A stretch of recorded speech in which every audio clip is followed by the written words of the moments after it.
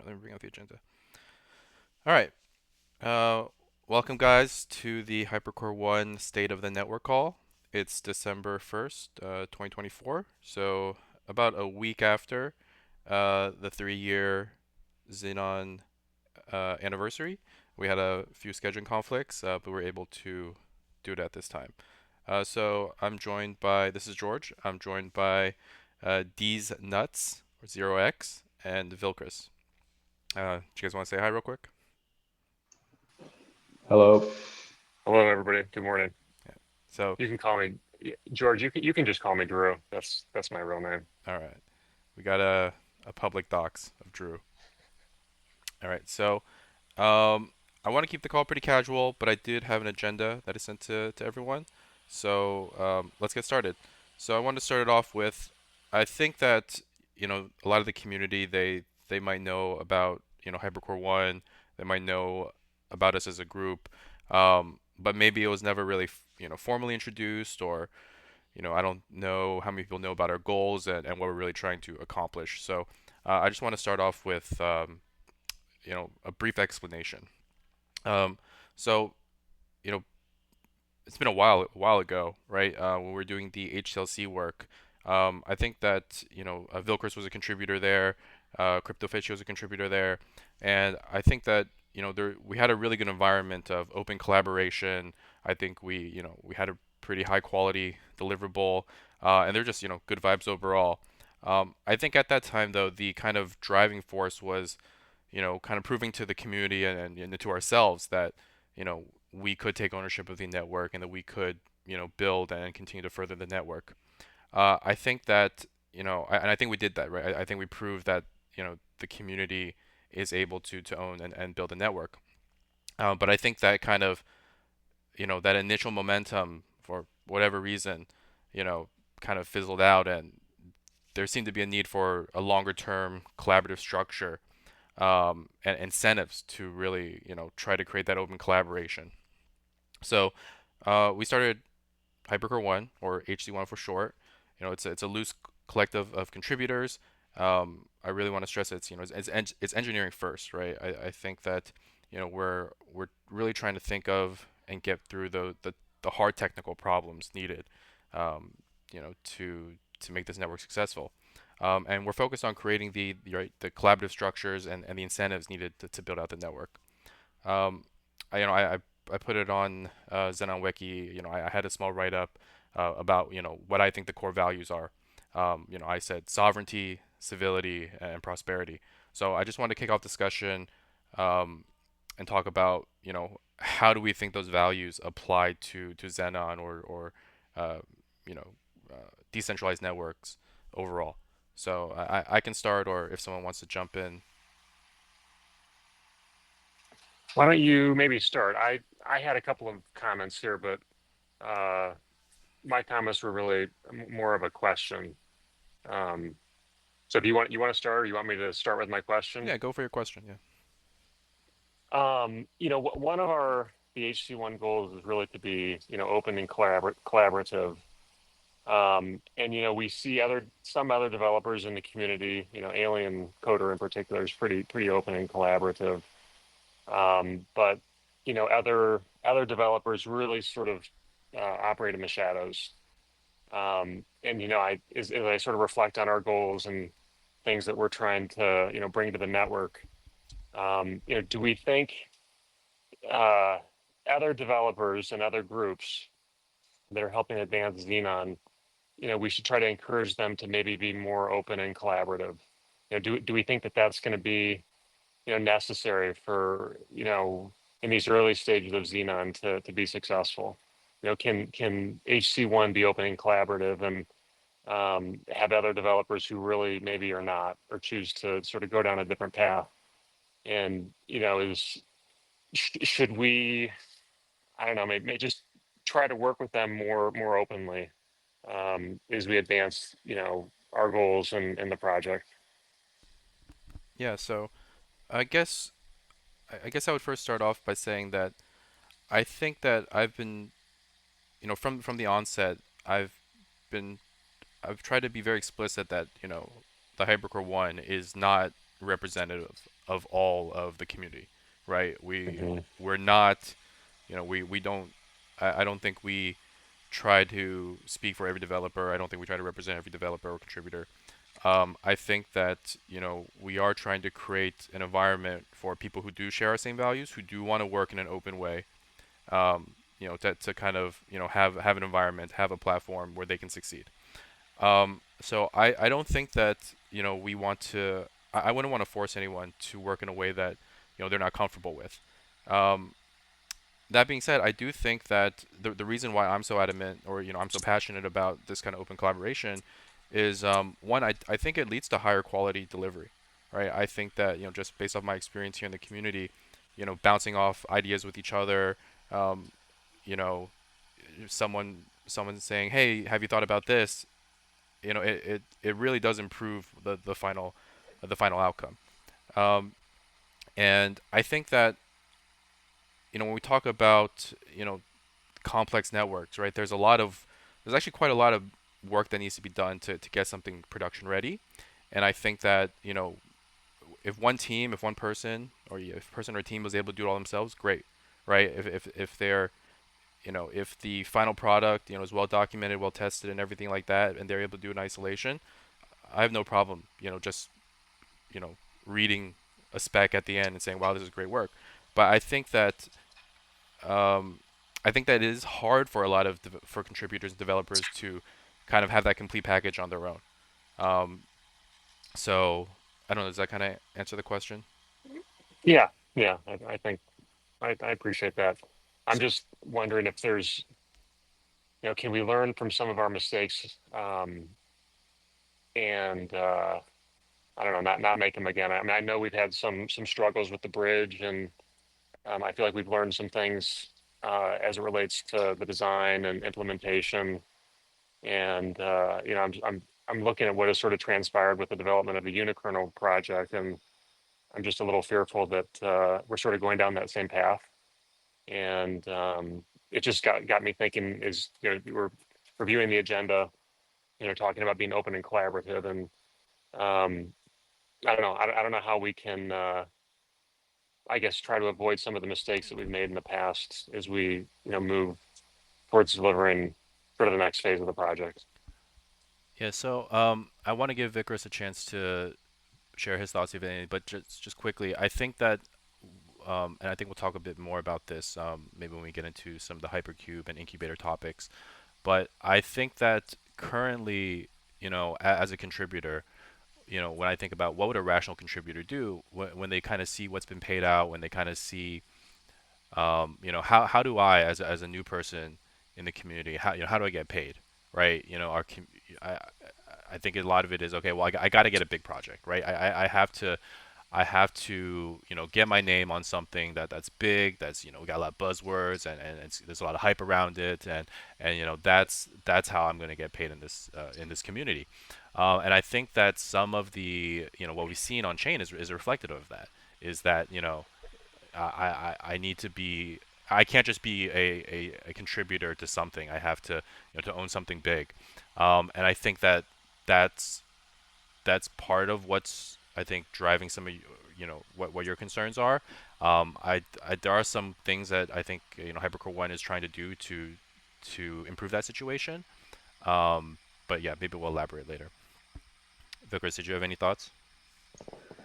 Yeah, well, I just want to say that I think it is, or what we should be now trying to do is, I guess, kind of lead by example and kind of show a way of how a project can be developed in the way that we would like to see things developed. So at least for new contributors, they have something to look at and a reference point to look at, and possibly join our efforts in HC1 as well. And yeah, like you said, George, I mean, we can't really force anyone to work in a way that they don't want to work in. So it's, I mean, we can't spend too much time trying to, force someone to do something they don't want to do. But I think we can definitely lead by example and show the community what we mean by this. Yeah, and I think also, I think outside of HC1 though, I think we have consistent standards, right? I think it's you know, I in order for I recently put out some maintainer guidelines for myself to say, okay, you want if you want me to, approve this merge request, into into the GoZenon repo, a repo, right? If it's a protocol change, then I want this is kind of what I'm looking for, before I accept it, right? If it's a performance change, this is what I'm looking for to accept it. And whether you're with HC1, whether you're working kind of, in the structures that we create, or whether you're working outside of it, I think those standards, are the same, right? We're not giving special treatment to ourselves. We're not giving special treatment to other people. I think those. I think we should set kind of standards for what good software development looks like. And I think the goal is, how can HC1 help people, you know, reach those standards? Again, if someone's able to reach those standards themselves, I think that's great. I mean, part of the reason why I create HC1, we create HC1 is, uh, I fully acknowledge it's hard as a single, at least for me, right? It's harder for a single contributor to meet all those standards on their own. So, cool. Um, did we want to? Sorry, someone have something? No, no, sorry. Okay. Um, yeah. So I think I think the original question was, how do the core values of sovereignty, civility, and prosperity kind of apply to the network? And I think a lot of what we're talking about, kind of falls under this idea of civility, right? Is both kind of within us, right? Within, if HC1 kind of creates a collaborative framework, what does it mean to be a part of that framework and to be collaborative with that framework? But also, what does that mean to work with people who are not part of that framework? How do we be collaborative with them and be fair to them and so on. So um, okay, um, cool. Let's not. We can move on. So I think the next topic is the year in review. I pointed out that in the agenda that Drew probably has the best recap. It feels like he has his toes in everything. So maybe it'd be good for him to kind of just what's his mental model of the last year. Yeah, so I put some notes together quickly. And really what I tried to focus on a lot of the things that I've been involved with. I didn't have enough time to put a comprehensive list of everything. It sort of feels like I do a little bit of everything, but accomplish nothing. I'm sort of, going in 100 different directions and doing little bits of lots of different things, but never seem to accomplish any major sort of project. Um, but I sort of feel like I'm a little bit of like a utility player where I sort of span marketing and development. I'm aware of what's happening on the marketing side. I'm aware of what's happening on the development side, and try to bridge those two worlds. And then also, between the various development teams and the individual developers, I try to make sure that everybody's aware of what everyone's doing. Sometimes HC1 is sort of doing something that crosses over into HCT, and I make sure that everyone's aware of what everyone's doing, and where there's crossover, I make sure people know that there's potential conflicts. Some of the other sort of uh, bigger ticket things that I've done over the last year is believe it or not, this is a big thing, but getting this Apple developer account.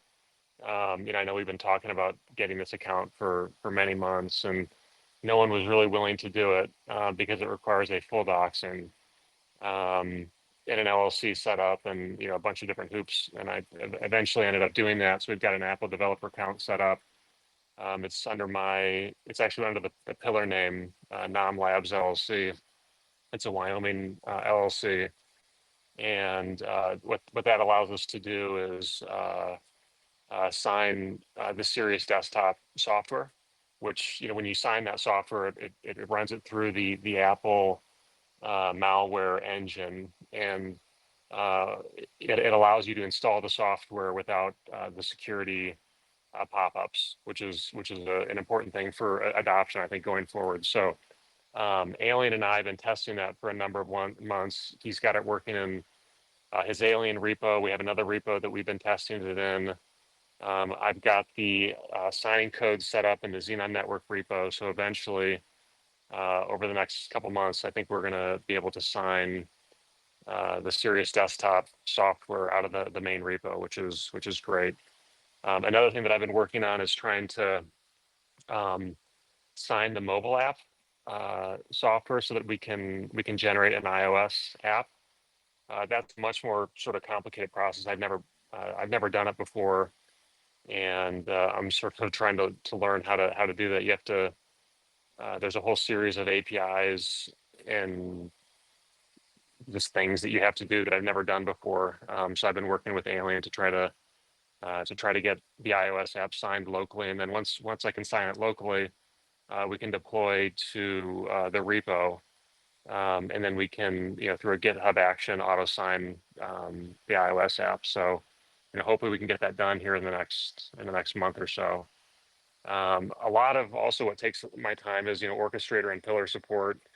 We've been doing that nonstop for the last year, and then also we spun up Supernova, which is the L2 for the network.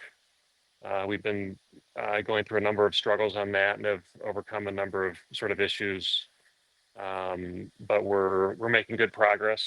I think we have either 8 or 9 active validators on the network, and uh, we've I think recently Alien deployed account abstraction, and he's been testing that, so that's going well. One of the other things that we accomplished with CryptoFish was to develop the wallet API, which is basically um, it's a it's a wallet that allows a centralized exchange to interact with it over APIs. So that took CryptoFish. He did a great job on it. He worked on that for maybe 90 days, and we deployed that in production with it's XCGGEX. I don't even know how to say the name, but that's actually working well. And we're actually, believe it or not, working on another a Twitter app that's going to be leveraging his wallet API. So we'll be able to test that, further. CryptoFish and I are also working on the SEX integration guide. So hopefully we'll have that done here in the next week. We've also, I feel, done a good job migrating people off of Telegram onto the various Matrix servers. So those are up and running. And I guess the last thing I'd say is we're working on it's a Telegram bot that's going to gamify responding to Twitter posts. We had a developer pop up out of nowhere who sort of got interested in this idea, and maybe George, you've joined one of these groups. We basically have a Telegram group that's encouraging people to reply to posts, and we're basically gamifying the act of joining a team and replying to posts on Twitter. But that's it in a nutshell. And I'm in the process of scraping a bunch of data off the forums, and all the articles from Xyler. We're putting those into a form that can train an AI agent. All of Mr. Kane's posts on Telegram. So we're getting tons of content. I've actually got a repo where I'm scraping all this data and providing it for this agent. So hopefully that'll be launched here in the next week or so. Those are the things that I've been working on over the last year. That's a lot to keep track of. That's what I do. I feel like I'm doing a little bit of everything, but accomplish nothing big. Uh, Lots of little I things. say don't sell yourself short. And um, Vilkers, how about you? What's kind of your year in review? Well, so mainly two topics. So performance improvements for Go Zenon, and then the dynamic plasma stuff. Those are really the main points that I've been working on. And it was around a year ago, I think, when I posted the initial ideas for dynamic plasma. And once I was kind of working on those topics, I was reading or getting familiar with the Go Zenon code base, and I kind of realized that there are some performance, like critical performance issues that should be resolved as like ASAP. So I put the dynamic plasma stuff on pause then, and really spent my time working on fixes for these performance problems. And I got them during the summer. I got them ready. They're still still open to pull requests. We'll probably get to that later, how we're going to get them integrated. Um, but yeah, after I got those done, continued work with dynamic plasma, and it was probably 2 months ago maybe I proposed or made another post on the forum where I had some revised ideas and I guess more mature ideas, more realistic ideas for the dynamic plasma solution. And yeah, I've been simulating that and doing some tests with dynamic plasma after that. And yeah, I think the next, or right now, the next big thing is to get the hypercube network set up and get that up and running. That would probably take the well, it's already December, so probably hopefully we can get that done this year. We'll see. But yeah, I'd say that's the recap for my year. Awesome. Yeah, for me, I feel like last year's been one of more thinking and reflection for me. I've done a lot of reading, did a lot of research. It's just on Bitcoin in general, on decentralized networks in general, on economic theory in general. Just recently, I guess we started up the SIG structure, and I think that's been fairly productive, right? I think um, giving people with shared domain knowledge or shared skill sets, kind of an area to collaborate so that there's high signal to noise ratio. I think when we look at we look at OpSig, when we look at Serious Sig, I think that that's been pretty successful so far. I think when I think of my role kind of within the network or within the community, um, I try to think about what is needed, but kind of no one else is really doing or thinking about or is considering. Um, right, I think right when Mr. Kane was still here and he was asking, okay, who we need to start working with SDKs. I was like, okay, well, I don't see anyone, working with SDKs, so, let me try putting together one.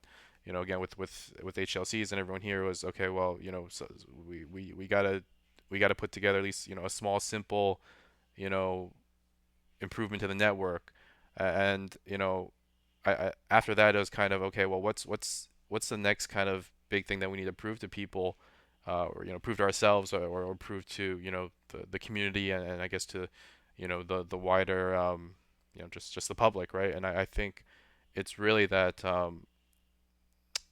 I guess what I've really been thinking about is how can we what's needed, right, from a structural perspective for people to come together and work together, right, on open source, on this kind of open source project. What actually drives people to build these kind of things.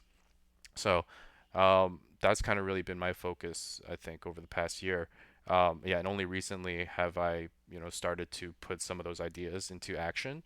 With the SIGs, with Hypercube. So, hopefully, this kind of maybe more chill year for me of research and thinking. Hopefully next year it pays off big.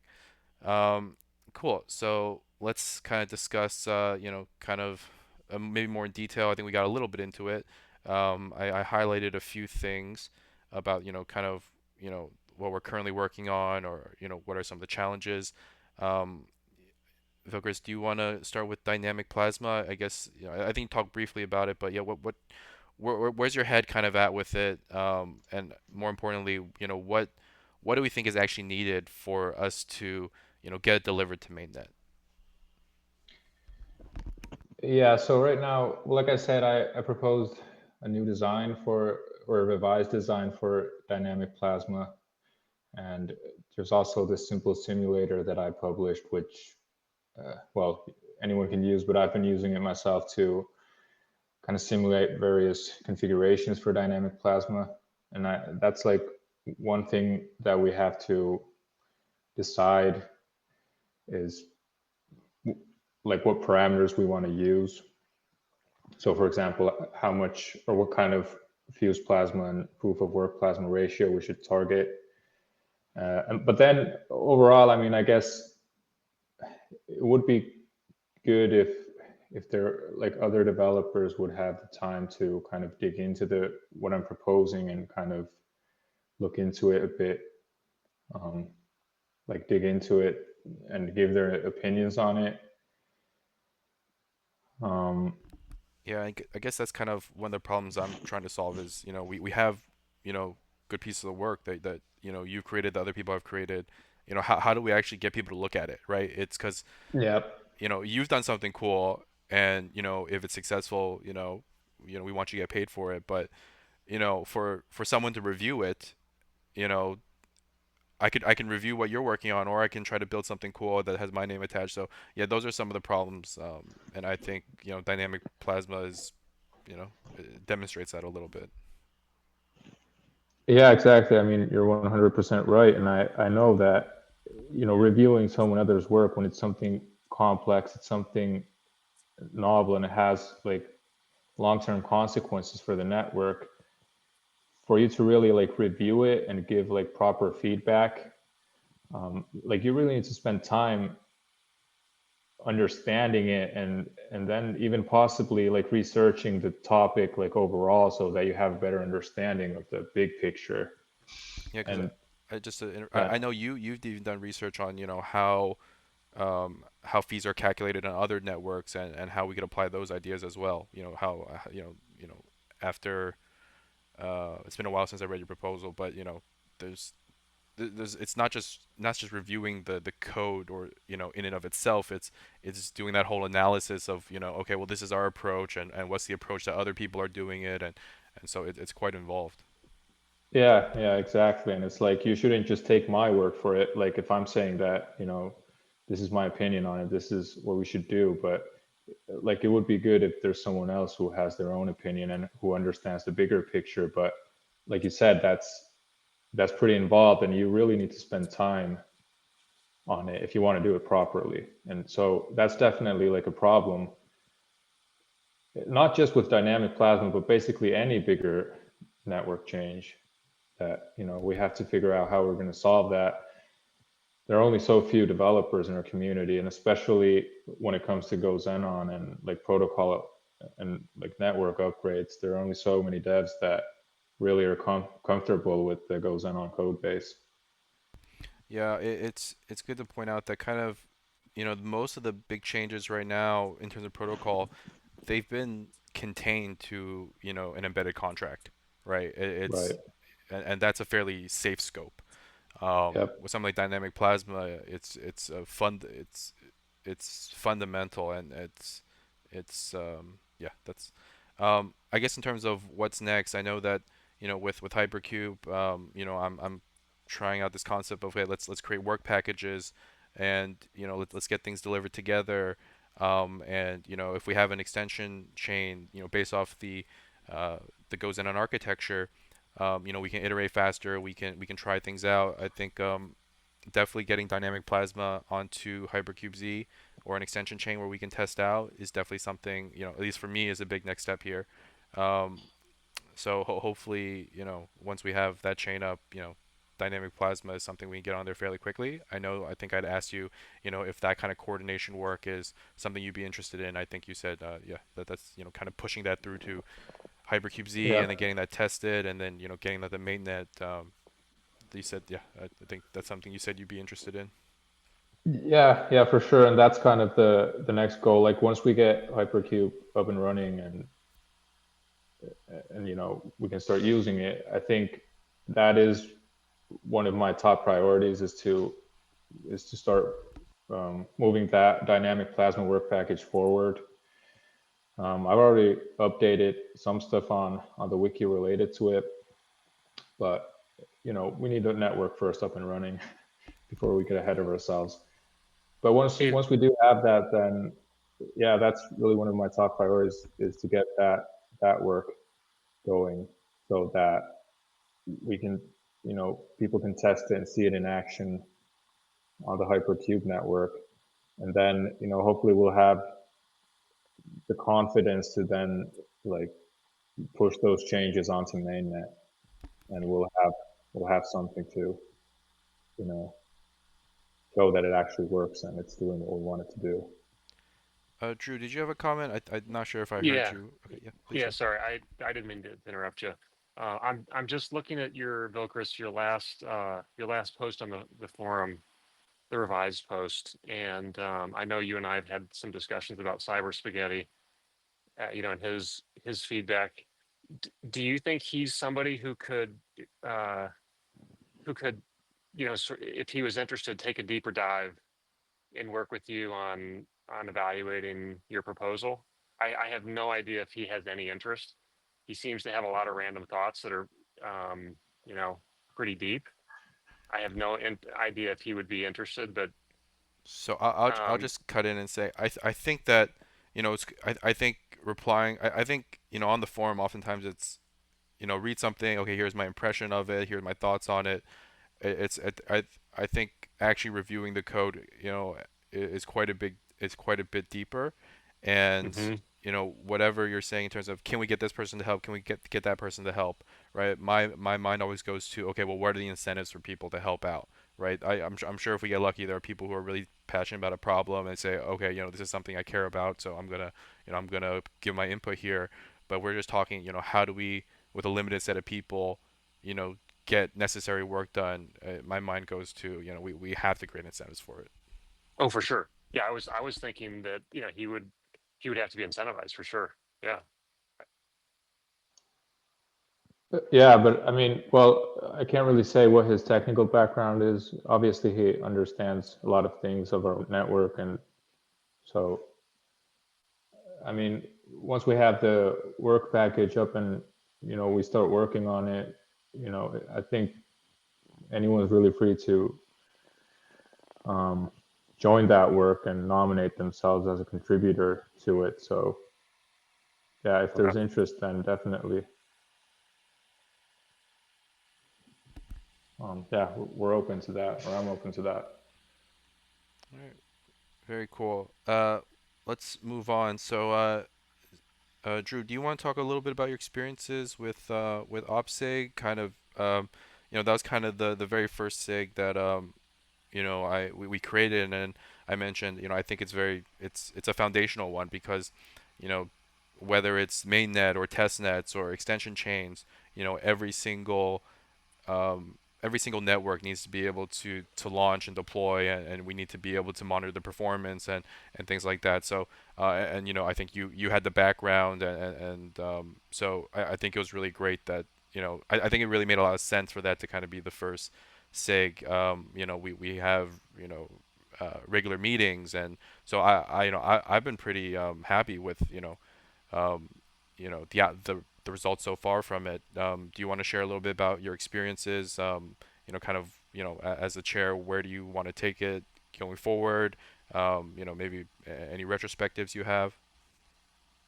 Sure. Yeah. I mean, it's so the OP SIG is a group of maybe 5 or 6 of us who initially have come together to work on scripts to launch Go Xenon. We do have the Dart controller today, which does a good job of starting and stopping Go Xenon, building it based on the latest the repo. But there's other things that we wanted to add to it. So we all came together in the group and have been working collaboratively. Me, you, and Counselor Coinsler. Um, to really just to develop this Bash script, which helps build Go Xenon from the main repo or any other repo that has a branch. Build versus branch in particular, we've been launching that and building it and testing it. It also launches the Grafana, graphical. How would you describe it? Grafana is like um, a tool that allows you to visualize data. you can visualize node data or performance data, logs, et cetera. So we've, launched, included the ability to launch Grafana automatically and tie into to Go Xenon, so you can, monitor the progress of syncing and node status. And then in terms of, what we're working on going forward, we're looking to improve monitoring and historic performance of the node, backup locally, offsite syncing, and then we're working on a troubleshooting script that'll make it easier for people that are supporting Go Xenon to troubleshoot issues. You wouldn't believe the amount of time that we spend, just dealing with Go Xenon won't start or it's not syncing.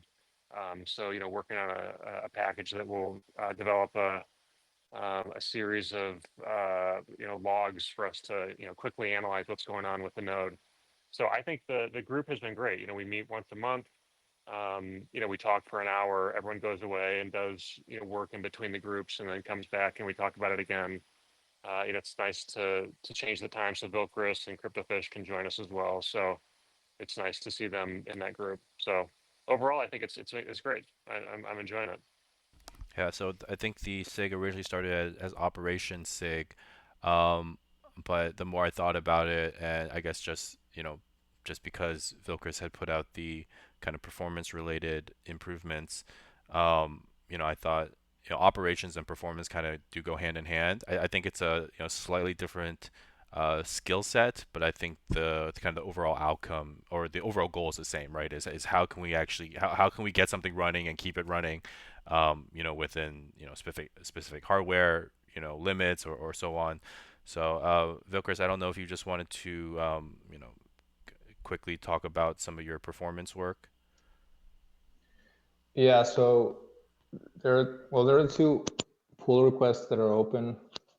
One of them is related to improving account block validation speed in a specific edge case, and then the other one is related to improving. Well, it's related to the account pool, but basically it it improves pillar momentum generation speed when if the network is highly congested. So, and we're obviously not highly congested, so that pull request it's not super critical right now, but it's at some point it will hopefully become important. Um, And we did a code but yeah, review on those PRs, and I guess just is it I can go in and approve these.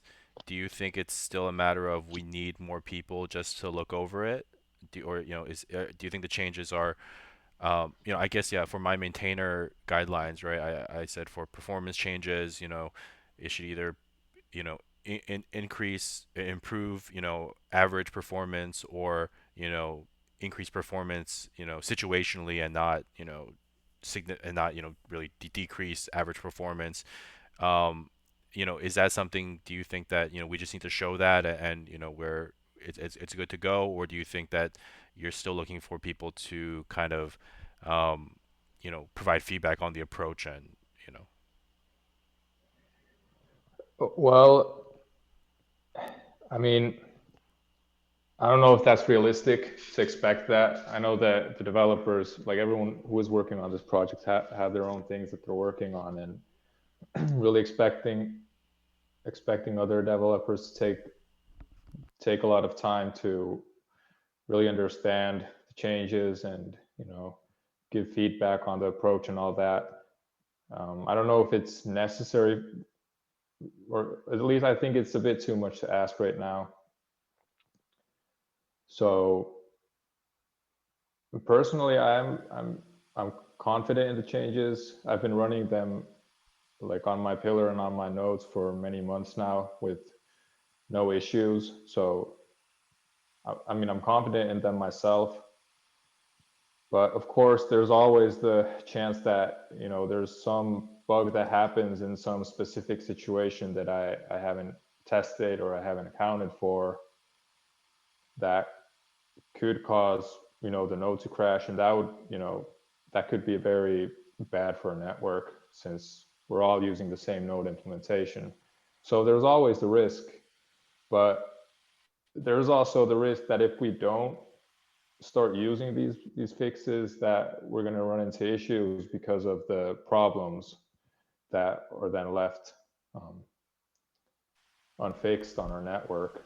So Yeah, so 0x maybe yeah, for OPSIG, just as an action item, um, to come up with the pathway to get these changes in, for our next release. Yeah, the other thing that I would add to Vilcris is that he's been running on his pillar, and there's many other pillars in the community that have been running it as well. Yeah, maybe three. I can think of three or four. And I've upgraded a number of my, maybe five or six nodes. And I've been running those for several months too. So I feel like, while maybe we haven't measured the performance improvements, we've definitely seen the code, in production for for many months. Um, I'm also noticing that it looks like Moonbase has approved it. Um, I guess Go Xenon requires three approvals, so that it would be George, you, and then if you approved, I guess I would approve be the third. Um, I just want to say that I think Moonbase approved only the one related to the account pool. He didn't. I don't think he approved the one related to the account block validation. yeah, you're right. Yeah, I think it's okay. We don't need to go too deep into that here. I just let's try to. Yeah. I think now that we're bringing it up again, let's not lose sight of it, right? Let's see if we can get those in. Okay, moving Okay. on to next topic I have is, yeah, the hypercube Z, the incubator. So yeah, I guess we have a whole we have incentives for people to create awareness material that hopefully explain a lot of questions that people have. But just to kind of, I guess, give a summary, right? It's um, Hypercube is intended to be a framework for launching extension chains. Um, Hypercube Z is a specific extension chain that's based off of the Go Zenon architecture, and so it's very similar to mainnet. And by having that similar architecture, we're able to do things such as test changes a lot faster. We mentioned dynamic plasma, that once we get a Hypercube Z up, that we can deploy dynamic plasma there. We can test it in a prod-like setting, and build confidence, right? Because I think that's when you talk about decentralized networks, it's okay. Yeah, I can prove I know it works on my machine, but how do I convince everyone so that everyone has the confidence to actually go and upgrade their machines? I think that it's just a slight tangent, right? I think that when you have a decentralized protocol, right? When you're asking people to upgrade their software, there's significant man hours, I think, involved, right? Just as the network grows, as more people participate, right, to upgrade software, um, you either risk people dropping out of the protocol, or people have to spend time to foresee that there's an update, then to log onto the machines and do these things. So I think that I think it's respectful of people's time, and also safer from a let's not lose people, to make sure that when we do ask people to upgrade mainnet or software in general, that we're pretty confident, and that they're going to be confident as well. And so I think that having I think the term beta net has we use the term beta net, as how can we use other networks to give us confidence before making mainnet changes. So that's kind of one of the goals with Hypercube. I think another goal, and this kind of goes back to the general theme of how do we create the structure and how do we create the incentives for working together and collaborating, is some kind of incubator for Accelerator Z for getting paid.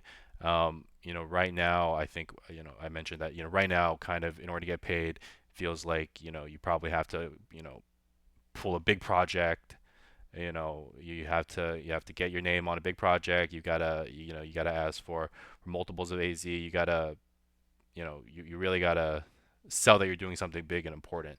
Whereas I think a lot of the most important contributions are actually just the small and steady ones. You know, n- even if you're just reviewing code, right? There's so much value that a person can do, that person can add just by reviewing code and giving their contribution, or giving their thoughts, and catching things before they become issues.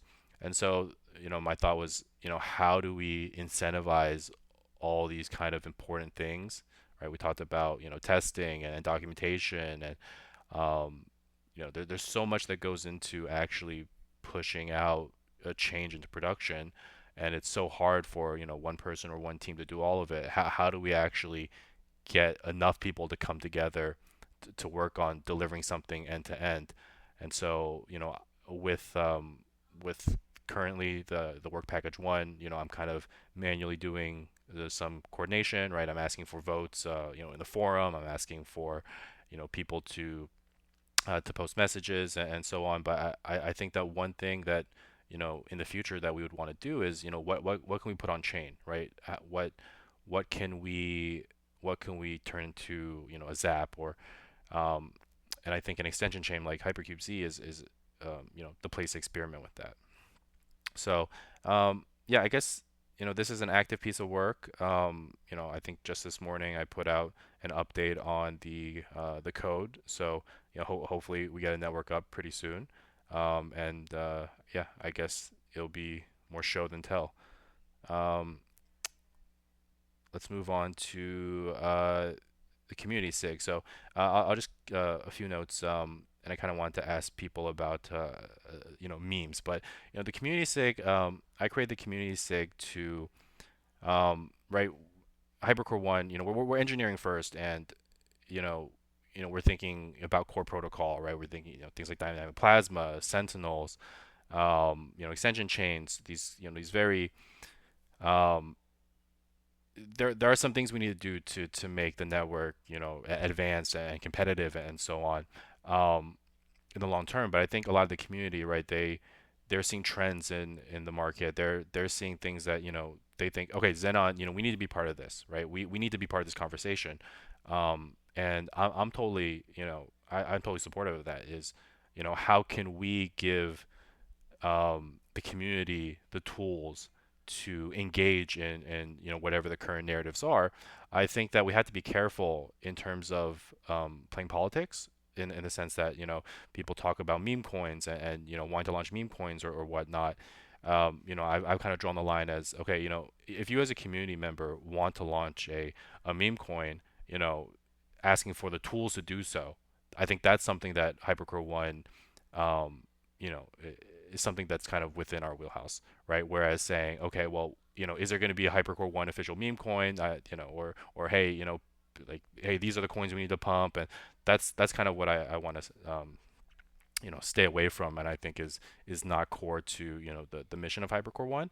But uh, just talking about meme coins, I think that there are several community members who have, they've shared this kind of, I think there was this video, this meme coin super cycle, and so I just wanted to know what your thoughts on that were.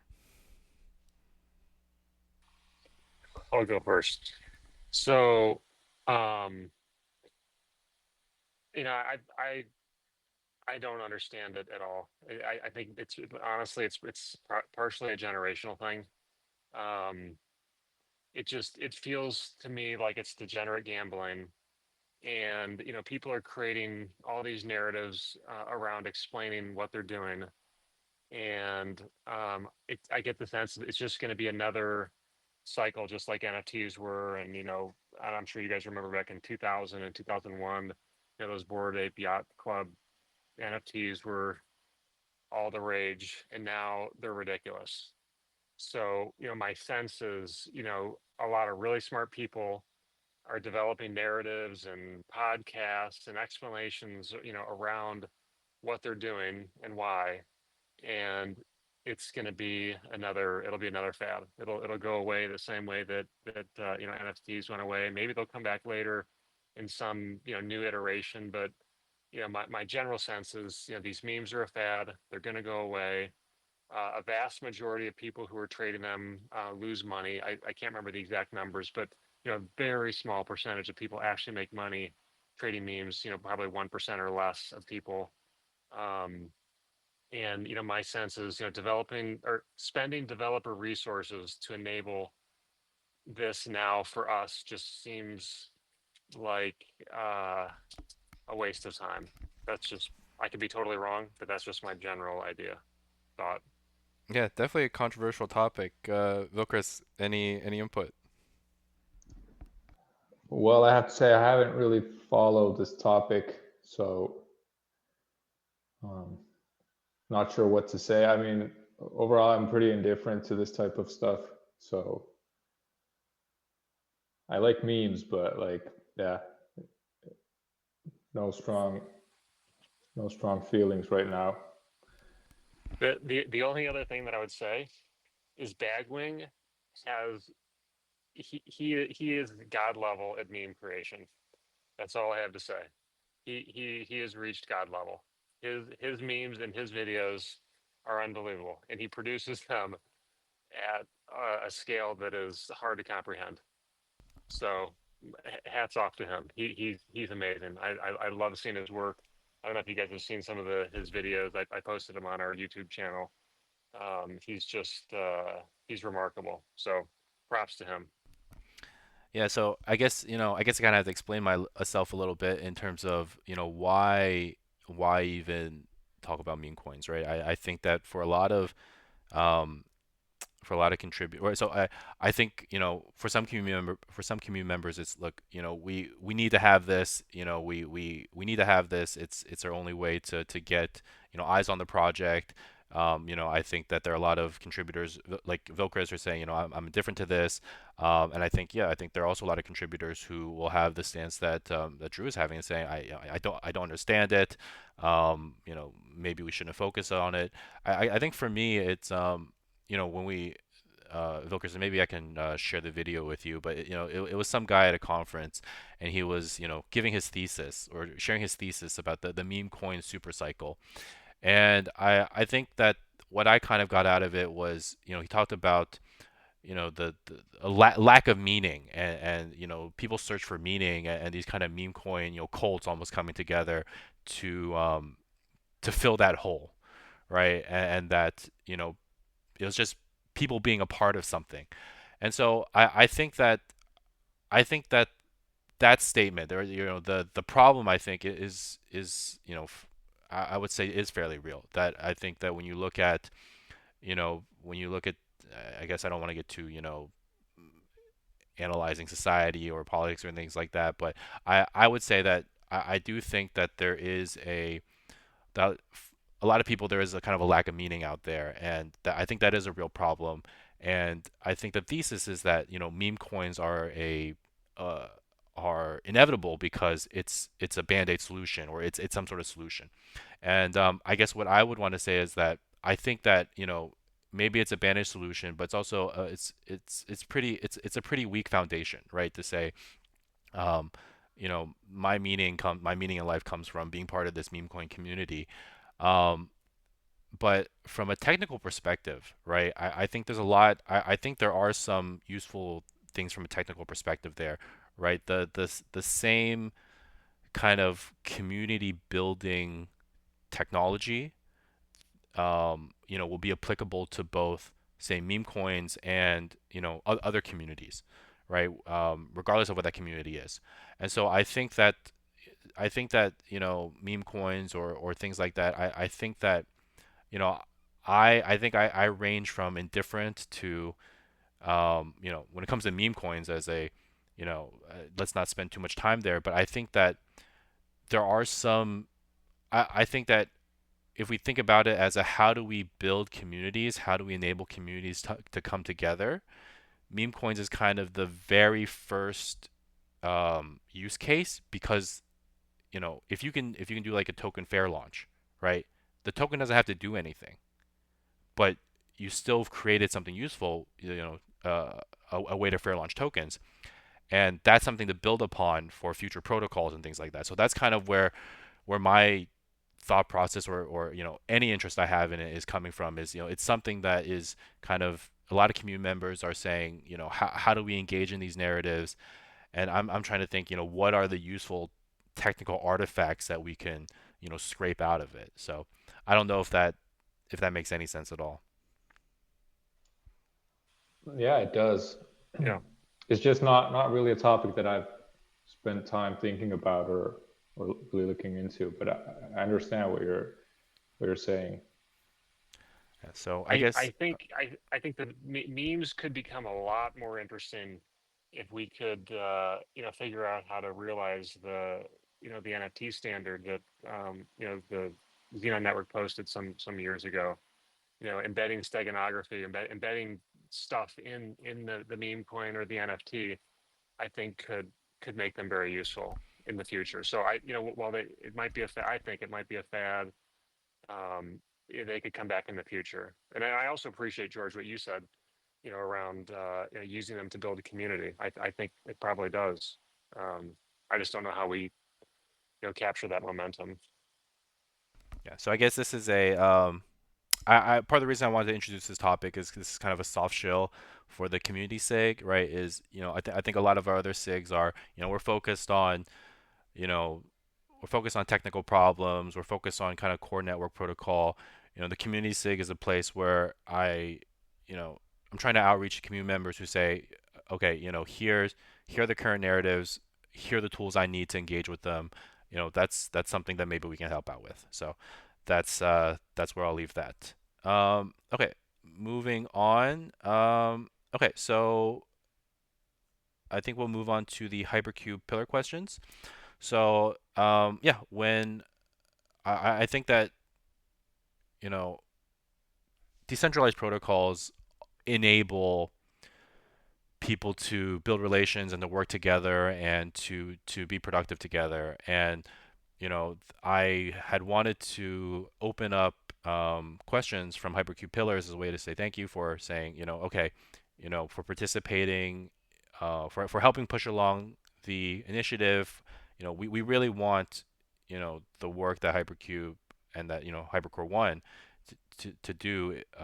We really want to be community driven. So this was kind of my way to say, if you're helping support the work that we're doing with Hypercube and Hypercore One. If you have any questions, we can try to get those answered. We have a few questions, so let's get into it. The first one is actually from you, Drew. So here's your question. Do you want to shout out a pillar that's sponsoring this question? Um, I mean, I guess it's my question, so so am I sponsoring it? Yeah, well, you got three, so pick one. The 0x3639. All right, this question is brought to you by 0x3639. All You know right. what that is, though. Whatever. That's you. Go ahead. Yeah. Sorry. All right. Do you think any BTC integration between Zenon Network and Bitcoin Network will be accomplished with the ZAP, or do you think the integration will be something more fundamental that requires separate embedded contracts and/or network plumbing? So I'll first give you a chance to answer your own question. What do you think about this? Elaborate a bit. Um, Honestly, I spend a lot of time just trying to understand the network. I'm sure you guys see me struggle. Maybe George, you more so than Bill Chris. Trying to struggle with understanding the network, understanding how zaps work, understanding how unikernels work, and I mean, I honestly don't know because which is why I asked the question. My general sense is that it will probably be a zap. Bitcoin integration will be a zap itself. Um, that's run on Sentinels, and but I honestly I have no idea. I really don't know. So I wish I could elaborate further, but I'm definitely interested in what you think, George or Bill Chris.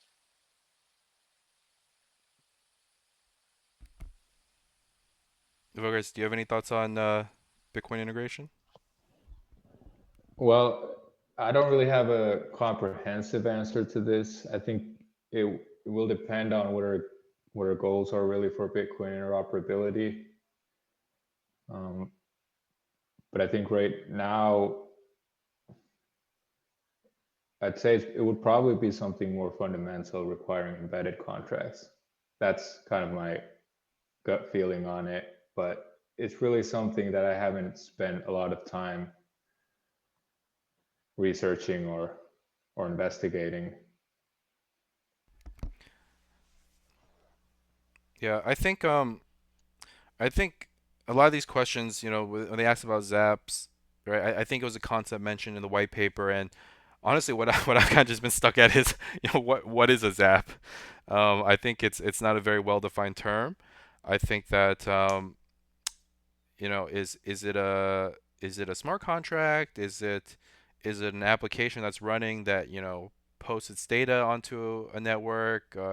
Is it so I think for me it's been hard to define this term of what a zap is, especially when people start talking about unikernels and what exactly is a zap. I'm not sure, but I think in terms of what the integration between Zenon network and Bitcoin would be, I think that um, I yeah, I guess it goes back to what is the distinction between a zap and say an embedded contract, right? Because they both do they both do computation, right? And in my mind, my understanding of a zap and unikernels and maybe the model that the white paper was going for would be that that it would be more like an oracle. The zaps would be more of a kind of an oracle based computational result, whereas you don't need to have everyone you don't need to have everyone participate in the computation. You just have enough people participate in the computation and they all agree on it.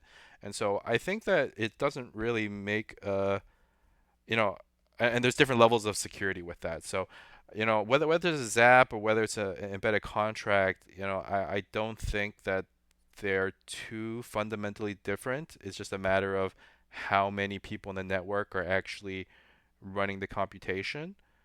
Um, So I think in terms of what that integration looks like, or I think Mr. Kane has mentioned things such as Xclaim, and Xclaim itself is made up of three different parts, or not maybe not three, but a few different parts, right? You have chain relay, right, where Xenon network could act as a light client or a header only client for Bitcoin, all right, and that could allow you to prove that transactions happened on the Bitcoin network, on Xenon. You could post a proof to Xenon that a Bitcoin transaction happened. Another kind of component of that is a price oracle between um, between BTC and Zenon asset, ZNN, right? So that could be another kind of piece of integration is this price oracle, and what that price oracle allows is collateralization, right? Is that you can collateralize um, say a ZBTC with ZNN, and so these could all be implemented as embedded smart contracts or probably as Zaps as well. Um, so I don't think that they're too different, but I think that those kind of fundamental integrations, required by Xclaim, I think that that's a pretty good starting point in terms of what the integration would look like. I know that there's also some, um, you know, that's not even getting into merge mining or more proof of work or things like that. Sorry, Zero X, is that or Drew, is that I don't know how well that answers your question. Yeah, no, I think it's yeah, it does. I guess it's going to be one of those things where let's see what we're able to accomplish with Zaps. Let's see how that architecture evolves. And based on how that looks, maybe a part of it runs on Zaps, maybe part of it is embedded, maybe it's all embedded, maybe it's all Zaps. It's a little bit of let's wait and see what comes with the zaps. Um, yeah, that's helpful. Thank you. All right, let's go on to our next question. This one's from Sugoi. He's he's Outlaw's Pillar, right? I feel like I should know all these. Yeah, yeah, he's outlaws. All right, so this question is brought to you by Outlaw's Pillar. Um, Question. This cycle has brought significant attention to BTC L2s, with projects like STX, I think that's Stacks, leading the charge. What gives the Hypercore One team confidence that Zenon can compete with heavily VC-backed ecosystems, and how can the community collaborate to succeed in this sector? I guess I can go first. So I think it's, I think the question goes back to not just as a Bitcoin L2, but why launch? Why did Kane launch a project like this in the way that he did? You know, why has why is this community governed now? Why X, why X stakes? Why all of that? My fundamental thesis has been that uh, okay, I guess when we see things becoming Bitcoin layer twos, I think it is a acknowledgement or capitulation that people want fair systems. Right? That and Bitcoin is a competition based off of energy, and that's we can call that a fair system, right? That's you can't fake energy, you can't um, you it's a fair system, I think, in or maybe as far as we can go. And I think that a lot of other networks, especially VC funded ones, right? I think that I think for VCs, it's kind of in their blood, right? It's kind of in their whole reason for existence is to create something, to create a technical moat, to really capture a market, um, and I think that kind of directly conflicts maybe with some of the ideals um, of decentralization. And so I think that I think there are a lot of networks where there's really no reason for the network exist except for the fact that a VC wanted to have their own network that they could try to build a moat around. Um, and I think that this has led to fragmented ecosystem. A lot of people they could be working together, but instead they're trying to bring people onto into their kind of gated community. And I think that a lot of things becoming Bitcoin L2s is saying, okay, well this hasn't really worked as well. Well, let's attach ourselves to to this more fair ecosystem. And so like, we can bring up Cardano. I think right. Cardano recently announced that it's pivoting to become a Bitcoin L2. Um, and now going back to the question is why do I think that um, we can compete and how can we collaborate?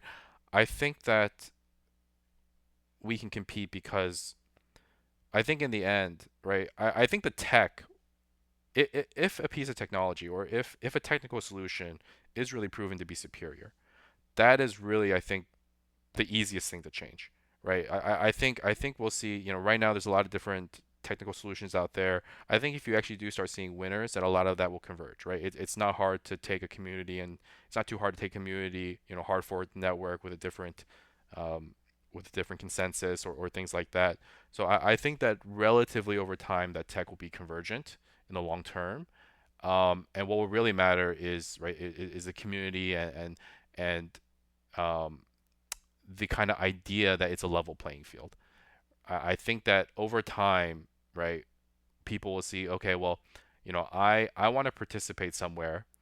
I want to, or when you're choosing chains, okay, I guess the way to say this, when you're choosing a chain to build on, ideally you would choose a chain where you have a competitive advantage, right? And that's what a lot of VCs have done is create chains where they have competitive advantage.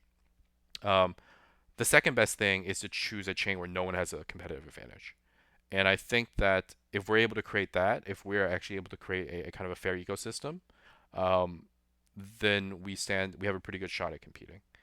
Um, in terms of how can the community collaborate to succeed in this. Yeah, I guess it's cliche, but it goes back to this idea of open collaboration. I think that's it's not only, you know, it's not only good for the end result, but it's also inviting, right? When we say, hey, we're working on these things, you know, here are the problems we're solving, here are the incentives that we're creating for it. That that gives a way for other contributors to say, okay, this is a, you know, this is an open community. Anyone can join. It's a level playing field. You know, I'm not competing against someone, you know, who's getting paid a salary to do this. You know, I feel like when you talk about, you know, company funded open source projects, you know, you have employees and then you have the open source contributors. You know, there's maybe like a first class and second class kind of distinction there. Um, but yeah, I guess that would be kind of my answer is I think that in the end, I think the tech will be convergent. But if we're able to maintain a level playing field, I think a lot of principled people, or even people who aren't principled but want to, you know, not be taken advantage of, I think they'll see, you know, our chain or our community as a place to be. So sorry, I think I rambled a bit, but yeah. Who else has thoughts on this? Yeah, I think you really nailed it with that answer and pretty much raised all the same points that I was um, meaning to really say about this topic.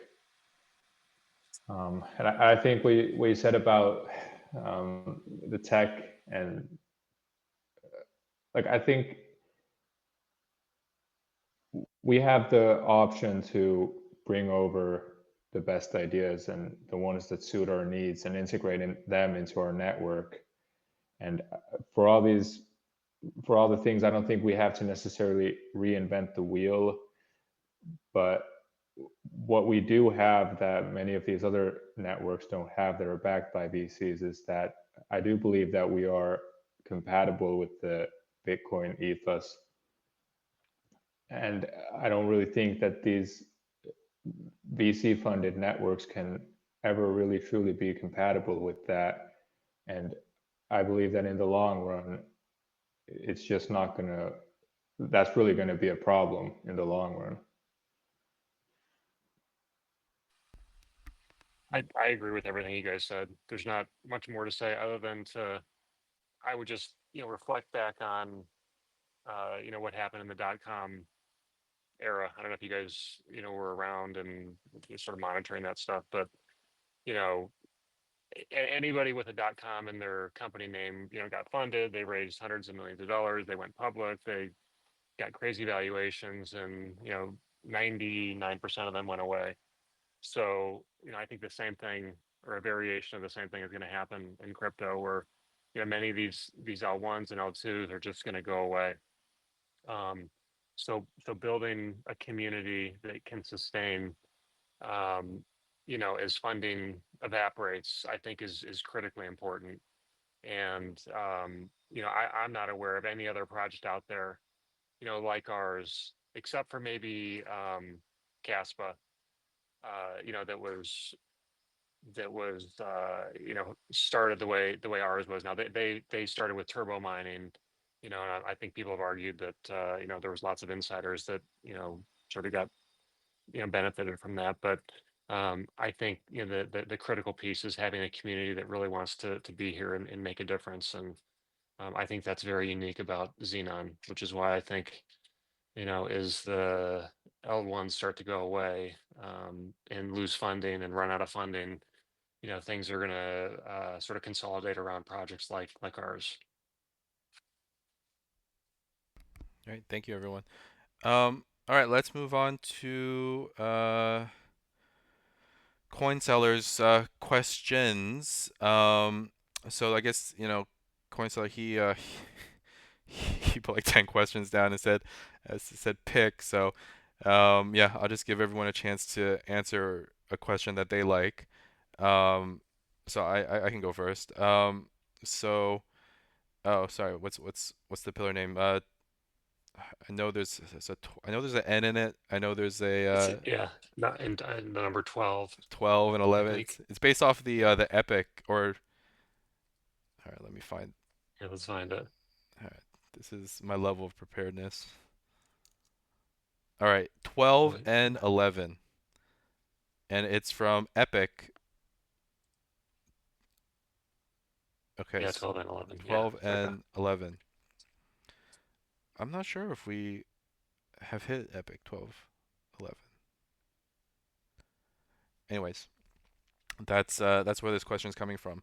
So I can go first. All right, the question I will answer is for Go Zenon. So beyond a few patches and the deployment of embedded contracts, we haven't seen significant changes to Go Zenon. While some optimizations have been proposed, the network has run stably for 3 years.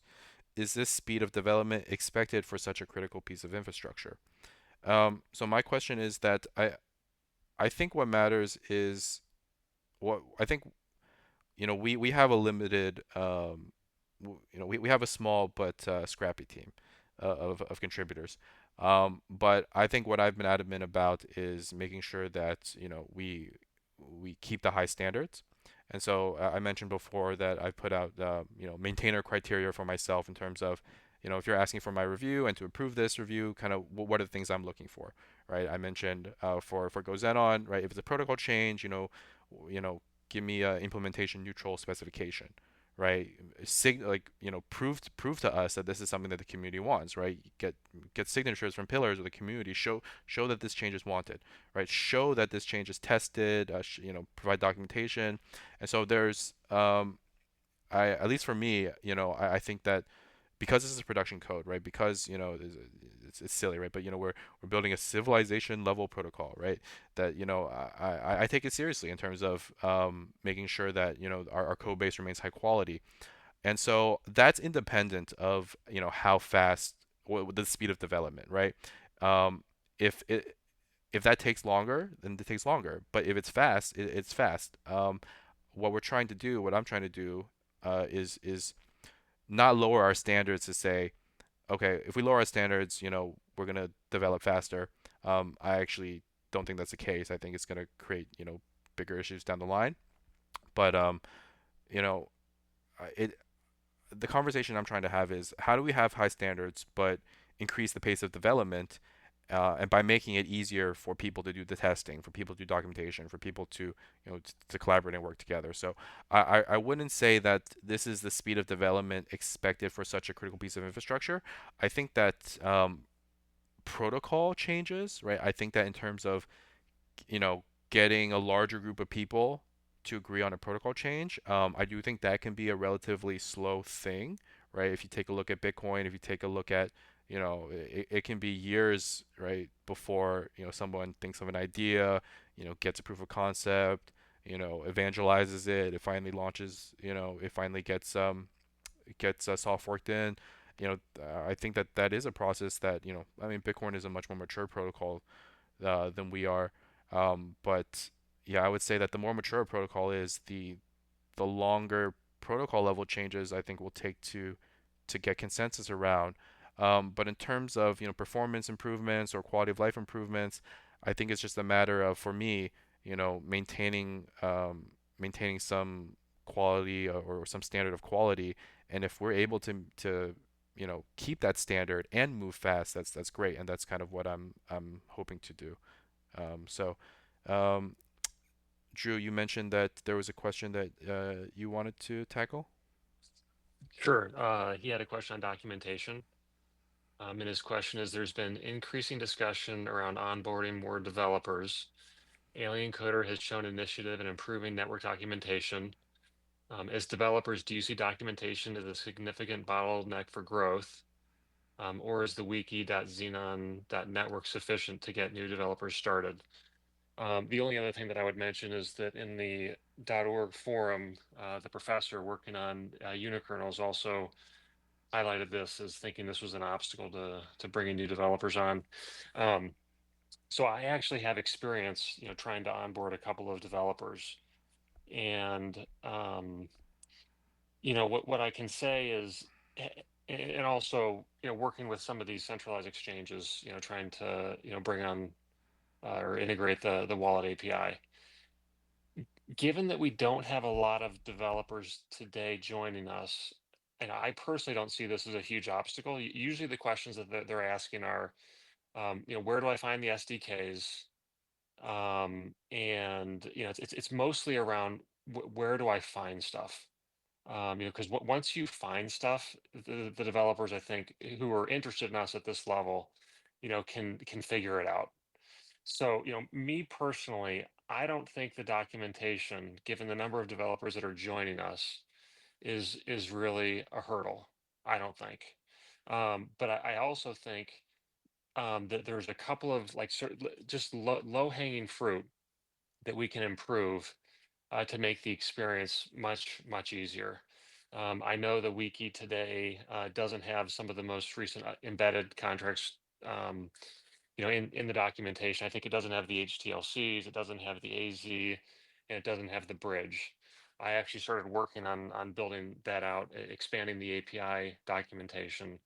Um, so I think that we could make the experience a lot better for the few developers that are joining us today by maybe migrating over to the GitHub Docs standard, expanding the API to include the 3 embeds that are missing, and then linking to all the resources in the community. That would, based on my experience in trying to onboard developers, that would solve maybe 75% of their questions.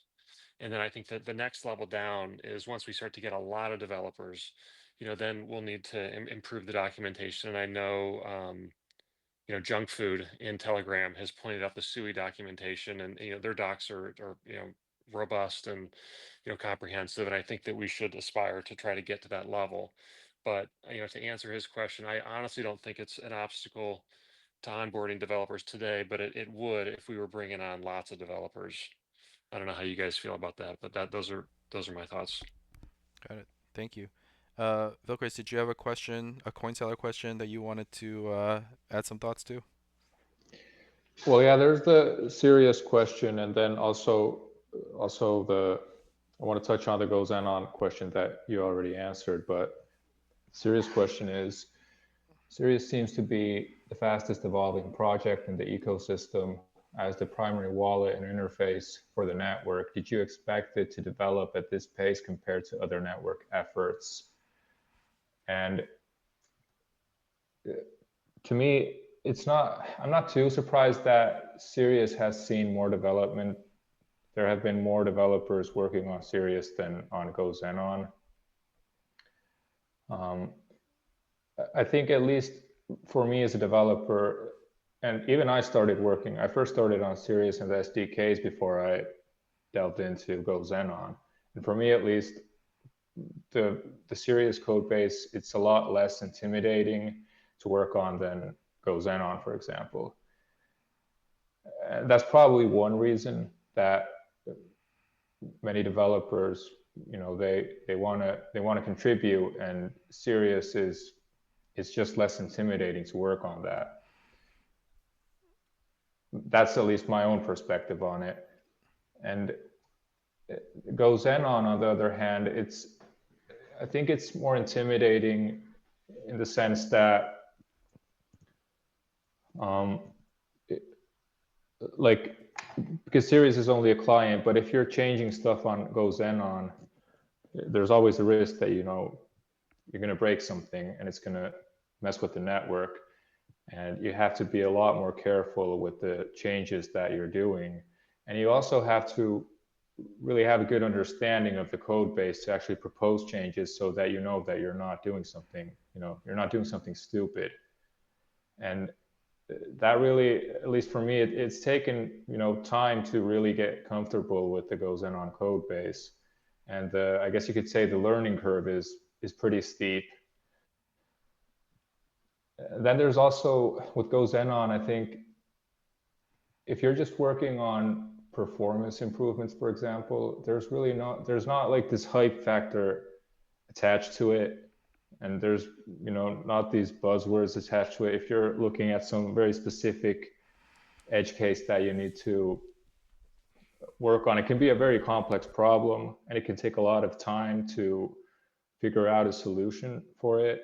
But there's not that much glory, I guess. I mean, the community isn't going to be all hyped up about it, and that could be one factor why we're not seeing developers really gravitate towards improving Go Zenon as much as we would like. I mean, I think it's a critical piece of the infrastructure, and it would be nice to see it get some more attention. Thank you, Vilkris. Um, so the next question is from Stark. Uh, is Stark his pillar? What? George, if you're talking, you're on mute. Oh, sorry. Um, Sorry, I have a hardware mute and a software mute, and sometimes I accidentally press both. Okay, so I think the next question is from Stark. Stark is his pillar, or it's or someone impersonating him. I forget. I think it's, yeah. I think Stark. Stark. I think his pillar is Stark. Yeah, Stark. Yes, Yeah. I should have confirmed all this before starting. But okay, so his question is, um, all right. So I think there's some context around some of the unikernel work here, but I guess to boil it down, is is someone able to launch a Zap, supply it with QSR, and could that Zap run perpetually on NOM? He brings up canisters from ICP and how those have to be recharged with tokens or else they go offline, and will Zaps be the same? So I can jump in here. So I think that when it comes to, again, it goes just my standard. I have no idea what a Zap is. But other than that, I think that when you talk about computation and running computation in a decentralized way, the question you have to ask is, or any behavior really, in a decentralized protocol is, what's the incentive for this? And so, on ICP, you mentioned that you have to recharge with tokens or else they go offline, and this is creating an incentive to, to run this computation. Um, with on our network, I think that there's kind of two ways that computation really gets run. One is that it forms a core part of the protocol, and there are some deterministic rules on, if this happens, then we all run this computation, right? That trigger, it could be, hey, the first momentum of an epic do this, or when you see this do this. There could be some rules to say, when this happens, run this computation. I think otherwise, you have to agree on, you need consensus on, when should this computation run, or you're not even agreeing on when the computation will run, is you're agreeing on the result of the computation. And so you need to provide incentives um, for giving that result of the computation, which for the most part requires actually running it. So I think when you ask about running something in perpetuity, you're asking about perpetual incentives, and that's something that can, I think, exist in our network, right? I mean, when you stake something, we're in a mission-based network. When you stake, as long as you say stake, you're getting rewards in perpetuity. But I think that there's, incentives are always competing, right? There's incentives to do X and there's incentives to do Y, and if they're competing and the incentive for Y is greater than X, right, you're going to do Y. And so I think when you start thinking about, network throughput and, dynamic plasma and things like that, I would say that I think that it will be possible to create perpetual incentives to run a piece of computation. I'm not so sure that you can guarantee that those incentives will be, will always be chased if there are better incentives. So that's kind of my thought on it. Anyone else have something to contribute? The only thing that I would add is this is actually a question that we asked of the professor a variation of it. Basically, the question was, when a user wants to interact with a smart contract on a Zap, do they expend QSR, or do they bond it and fuse it and get it back? Um, I think that's really that's really his question. That was the question that I asked as well, and the professor never answered. So that's all I would add. Yeah, I think I mentioned that there's some context here around um, the professor and his unikernel work, or his smart contract work. I don't want to speak about, I don't have, I don't know enough about the design that he's proposing, so I can't really answer at that level. But just at a fundamental, computation has to be done. Um, yeah, I guess when it comes to burning QSR, or consuming plasma, I would assume that I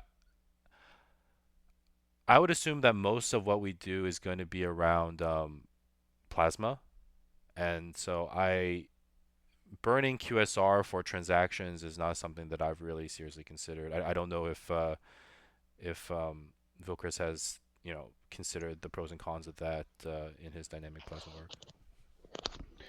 Well, yeah, so basically, if we think of the network throughput, and there's like a certain amount of plasma that the network can, um, like a certain amount of plasma that the network can handle each momentum, and plasma here is representing, computational complexity.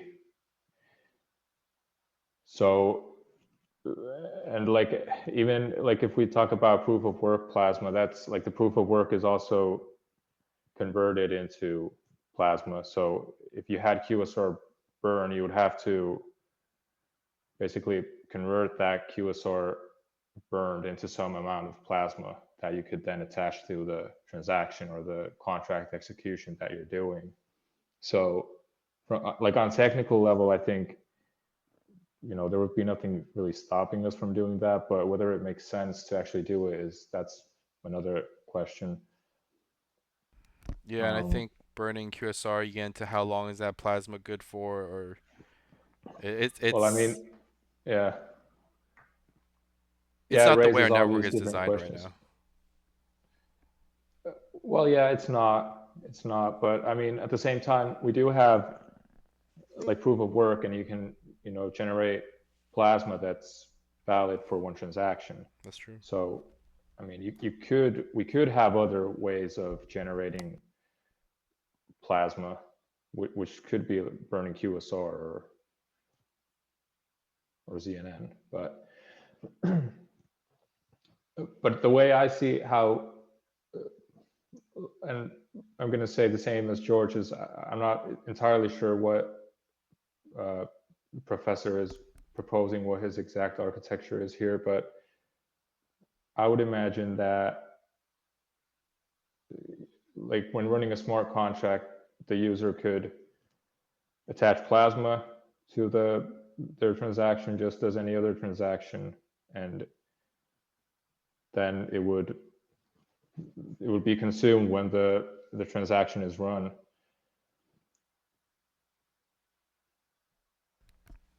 Yeah, I guess there's it sounds like there's the idea of a user, when they call a smart contract, they can consume their own plasma, and some of these ideas are around, can you kind of fund a smart contract with its own plasma? That seems to kind of be some of the discussion. Um, I think when we get into burning, it also kind of raises questions about, what is the extent of feelessness. Um, but yeah, again, I don't know. I don't know this specific architecture. Yeah, and I think, well, it could be possible that a smart contract would have its, like assuming a smart contract has an address attached to it on chain, you could possibly fuse plasma to that address. But then if it's so in that way, that the smart contract could then sponsor its own plasma. Um, that's an interesting idea, but yeah, would really need some further consideration and investigations into that topic. The only other thing that I would add is, the origin of the question, I think, on the forum was, if a user wants to interact with a smart contract and they fuse QSR to do that, to generate plasma, does that QSR, is that paid to the Sentinel to run that code, or does the user fuse the QSR to generate plasma, and the Sentinel is incentivized to run the code through protocol emissions? That was the specific question that I asked them. Um, so I, I'm I'm not sure we know here on this call. Yeah, I think that Yeah, last statement sums it up. Sorry, Vilkers, go ahead. yeah. Well, yeah, that comes kind of down to what's the Sentinel and how does it work and what its goals are, and I think that's a pretty big question. Yeah. All right, so let's move on. So BZ 20 minutes ago got in his state of the network question. BZ is a delegated Hypercube Z pillar from Drew. So Drew, what's the other pillar that is sponsoring this question? Nom Labs? I forget. Let's just say Nom Labs.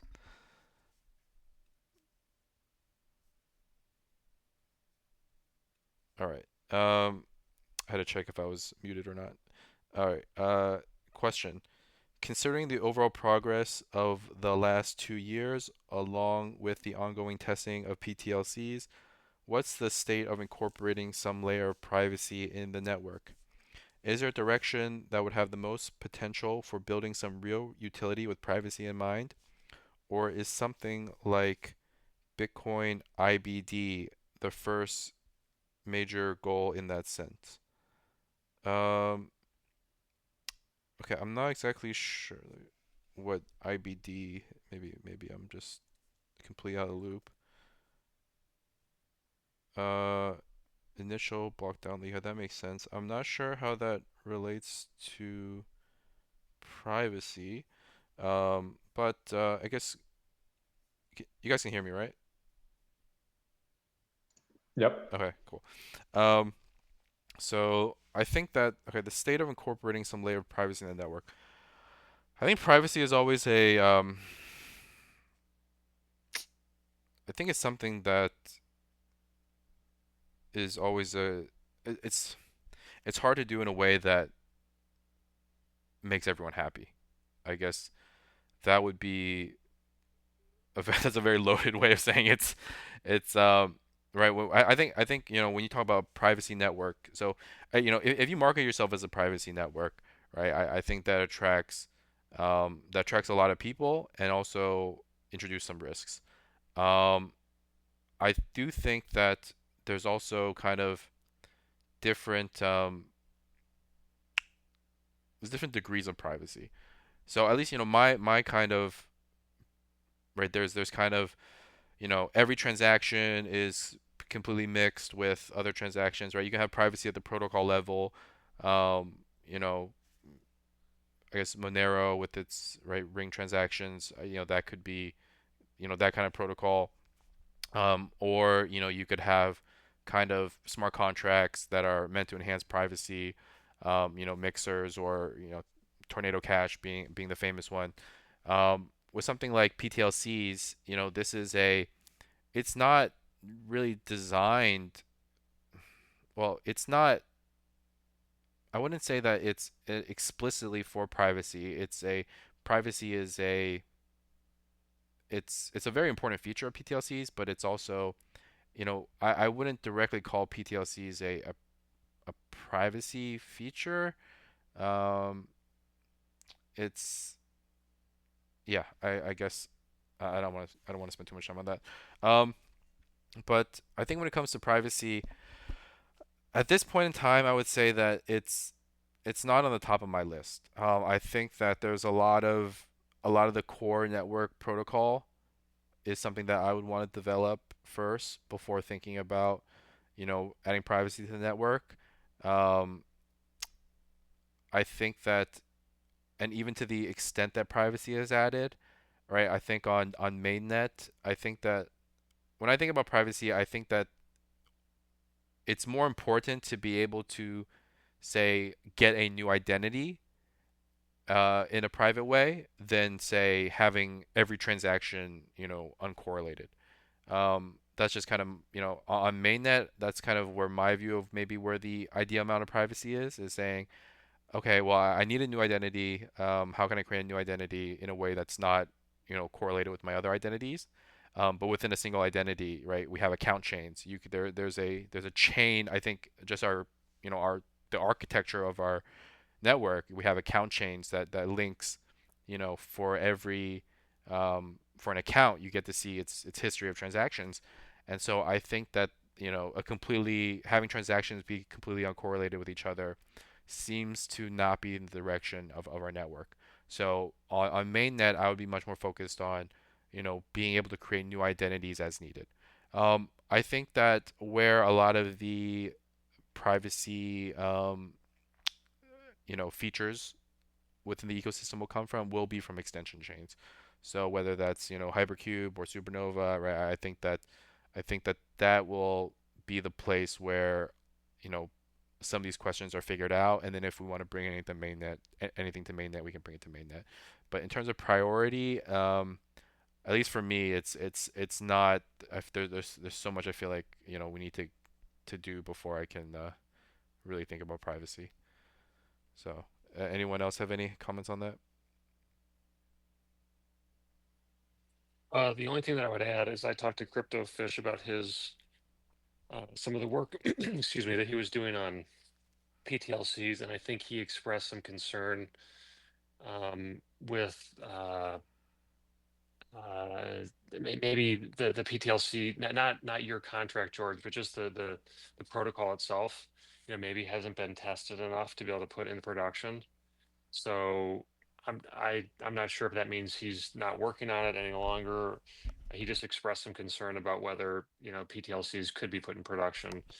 When he told me that, I tried to look to see if anybody else has integrated PTLCs, and I couldn't find any other protocol that has them in production. Maybe you guys know of some, but from what I can tell, it sounds like Cryptofish is maybe not working on this, but I'm not 100% sure. Yeah, so I guess two things. One is, yeah, I guess from an incentives perspective, we still have to solve the question of, how do we get people to review this work? And then from yeah, where else is this running in production? Right, I think HTLCs, right? When you talk about where are most HTLCs being used in production, I think that would be in Lightning. PTLCs is something as far I think that they're still considering for Lightning. I don't think it's the standard or the default in any case yet. So I think that yeah, PTLCs are not something that is being widespread use in production. So I think that the library support and things like that, it's not. So yeah, I think there's a couple things. One is just how many of our community members understand the embedded contract, which is like the simplest thing. How many people understand how to use the embedded contract to do swaps? That's a bit more complex. It involves adapter signatures and things that they're not exactly straightforward. They actually make use of some cryptographic primitives that not everyone's gonna understand what's going on. Whereas I feel like with HTLCs, if you understand a hash, you can, more or less understand how the swap works. Um, so I think there's a lack of technical understanding in terms of how do we use PTLCs, and the problem is how do we incentivize people to understand it. But other than that, yeah, I think in production, it's not widely used in production, as far as I know, for other networks.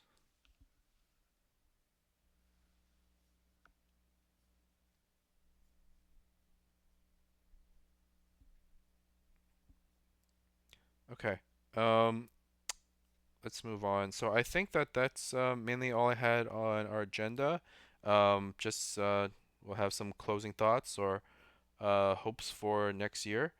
Um, so, right, yeah, again, just going back to kind of my year in recap is I feel like I've kind of been learning, observing, researching, just kind of really putting those forming ideas and just kind of recently in the past few months, trying to execute on those ideas. So, um, I think that for next year, right, or from here at this point out on, right, I guess what I'm really hoping for is, to have a successful launch for Hypercube, to to use as a platform for people to come together and collaborate with the incubator and plan work and work together on things. I think we there's no spec or anything like that, but I've mentioned a few times about a joint payout contract where, and I think that's something that will really kind of bring the whole thing together. Is it's one thing for us to work together and collaborate and chat.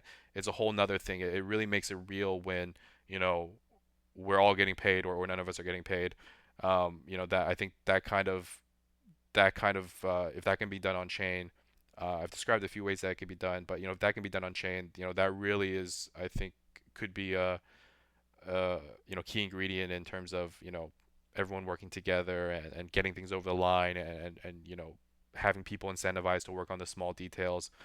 So yeah, I think that my hopes for next year are just continuing to build out the collaborative processes and seeing more people work together, and hopefully I think if we build that out, I would almost think that that's a prerequisite before we can get a massive influx of developers. I think we're seeing a few developers come in here and there who are able to contribute a lot. But I think in terms of just someone coming in and say, hey, how can I be productive here? In order to lower the threshold for them to be productive, I think we really have to build out these collaborative processes and structures. So that's kind of my closing thought and hope for next year. So who's up next? All right, I'll hit it. I guess my closing thought for next year is I think you guys all know I'm not a software developer. I'm a real estate developer. I don't I everything that I've learned about what we're doing and the network has just been just pure grinding, trying to understand the network, trying to understand how the protocol works. And I think with artificial intelligence and Chat GPT, anybody can get the skills to contribute at any level. Whether that's with marketing or development, or doing some of the scrappy work with it that I do, even some of the coding and script writing. I mean, you guys wouldn't believe the power of Chat GPT. You guys can write scripts and write bots, and these tools are just getting amazing. So all I would say is to the community, you don't need to be a software developer to contribute, even to the technical side of the project. Just get ChatGPT and start asking it questions, and don't be afraid to jump in and join in. Everybody can find a role and be compensated through AZ. So I hope for next year that we get more contributors, not just developers, but people interested, maybe in marketing or uh, you know, doing some of the stuff that I do, and just sort of filling in the gaps in between all the nooks and crannies. So that's my hope for next year. All right, and Vilkers, please close us out.